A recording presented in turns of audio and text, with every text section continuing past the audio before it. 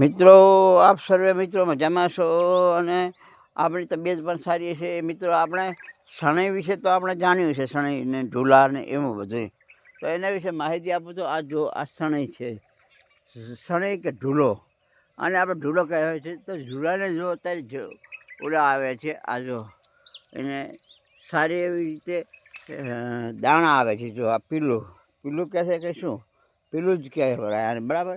આ પીલું આવે છે આ શણીને. દેખો મિત્રો, લાઈવમાં તમે ચારે બાજુ જુઓ તો ઉપર દેખો એટલું મારાથી ઊંચું દેખા જવાય એમ નહીં કે હું તમને પકડી અને આખા શણીના જે દાણા છે એ લાઈવમાં બતાવો. પણ મિત્રો જો આ શણી વિશે માહિતી આપણે આપી રહ્યો છું. આ શેઢે ઉગેલી છે અને જો બધે એના ફૂલડા આવી ગયા છે.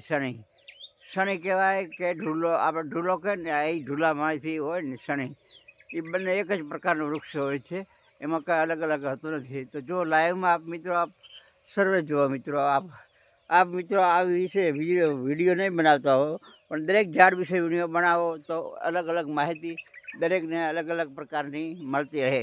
અને સિટીઓમાં અને જ્યાં અજાણ્યા લોકો છે આવા વૃક્ષ વિશે, તેમને પણ ખબર પડે કે આવા વૃક્ષો ખેતરોમાં ઊભા હોય છે, જંગલોમાં ઊભા હોય છે. તો મિત્રો, આ વિડીયોમાં આપણે ખૂબ જ ઉપયોગી એવી માહિતી આપી છે.